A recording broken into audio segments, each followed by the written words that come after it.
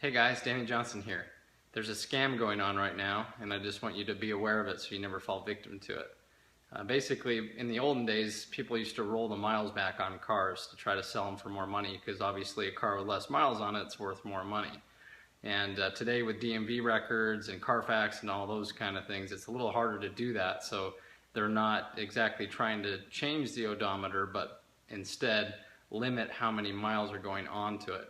You may have heard of that before too. Back in the 60s, Hertz Rent-A-Car even would rent a GT350 and found that people were taking them and unplugging the odometer and driving it around for the whole weekend and then bringing it back and saying they only took it to the beach.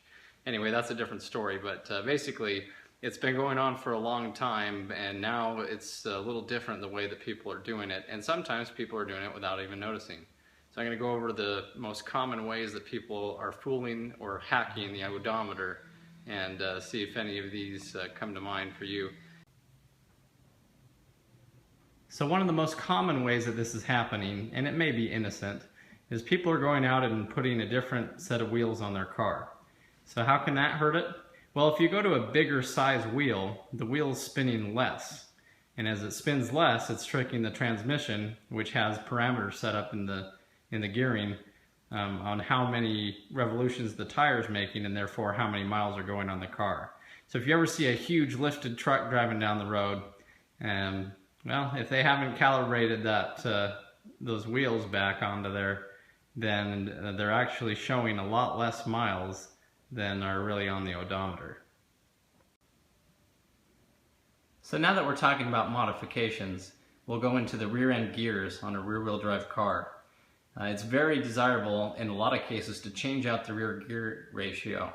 It helps with acceleration, and on trucks people will change out the gear ratio to compensate for bigger tires. Now the problem with that is if your car is set with a certain gear, once again, all within the transmission and all the gearing that the car is computing, that's how it's telling the car how many miles it's going.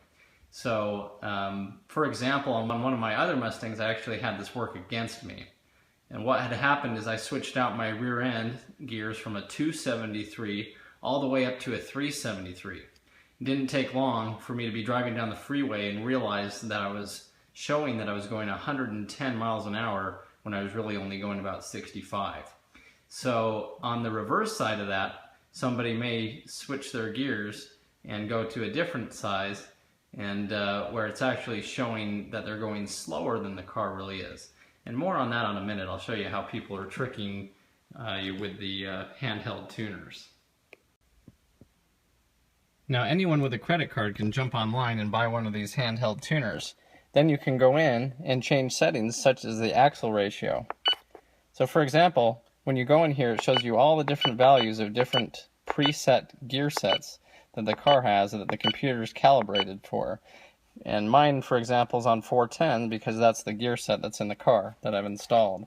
But it wouldn't take much for somebody else to easily go up and select one of these other options that would tell the car that it's going slower than it really is. That way it wouldn't show as much mileage.